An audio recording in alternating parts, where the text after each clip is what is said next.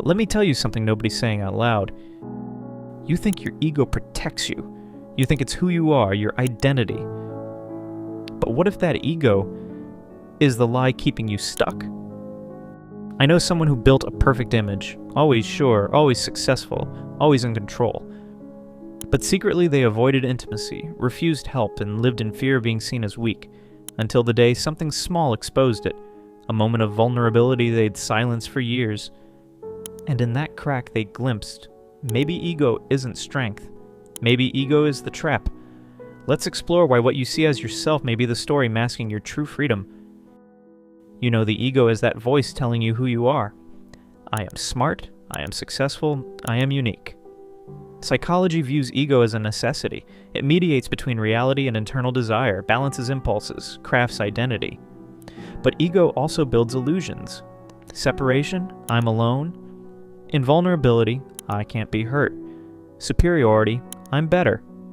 Ancient traditions and modern therapy both point out ego protective functions eventually become ego prisons. Today I'm not launching an attack on ego, but I'd like to ask, what if your ego's job to keep you safe is also stopping you from growing? What if beneath your sense of self is a darker story we're demanding you play the same role over and over and never evolve? We are storytellers by nature. That story is ego. Think of someone raised to believe, I must be perfect or I'm worthless. So they build an identity of perfection. They stop trying things that might fail. They fight shame with achievement. That story becomes their entire life. Others think, wow, they're confident, but inside they're exhausted because fear drives their identity, not choice.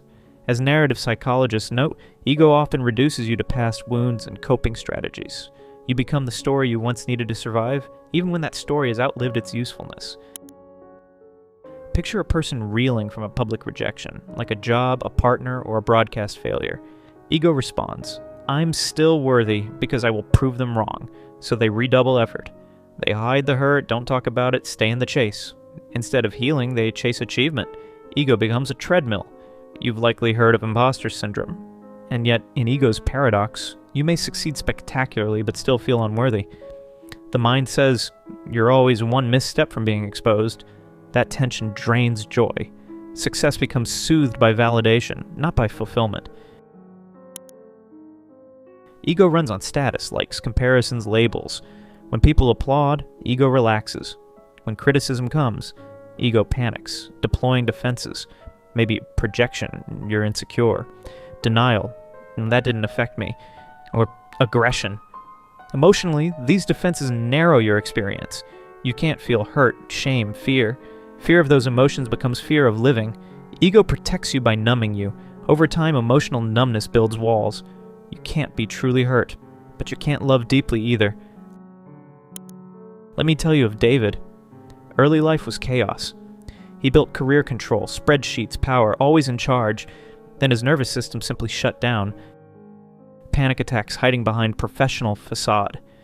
In therapy, David realized control was never freedom. It was a cage. Ego demanded he stay strong. But inside, fear sat waiting. When he slowed down, the mask cracked. One night, he admitted he felt lost. That moment scares him more than any failure. But on the other side of truth, if you breathe through uncertainty, you discover breathing through it is liberating. His goals didn't change. His identity did. He was still ambitious, but not to prove anything. Now his story is more spacious. I can allow failure. I can feel loss. I can ask for rest. Bindings behind ego are often fear-based memory. Fear of rejection, abandonment, shame. Childhood lessons teach, if they see me broken, they'll leave. Ego learns to never expose that fragility. Research shows ego defense mechanisms protect self-esteem by blocking shame, but chronic shame inhibition leads to anxiety, detachment, and self-sabotage.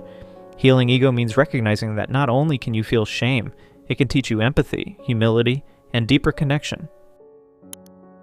When you try to grow, the ego protests. Don't change.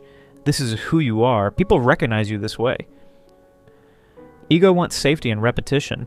Ego protects status quo. That's why it's hard to step out of patterns. Calling out a toxic work culture? Ego fears rejection. Declaring creative ambition? Ego fears failure.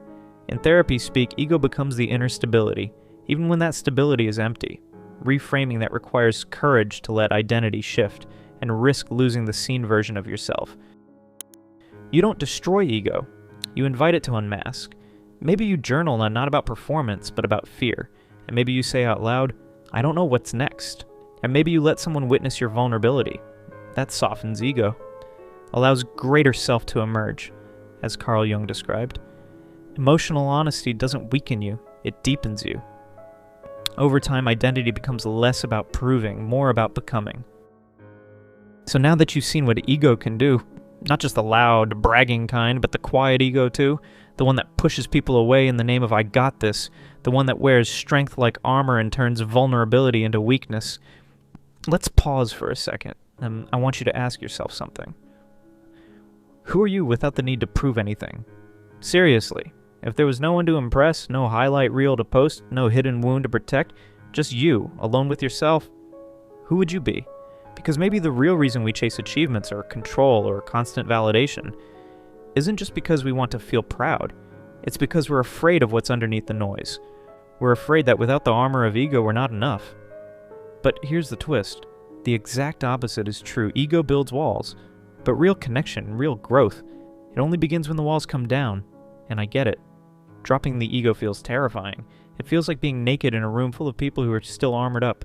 But the moment you stop posturing, stop trying to win every unspoken contest, stop trying to be seen as the best, that's the moment you actually start being seen. So try this. Next time you're in a room, don't try to be the smartest. Try to be the most curious.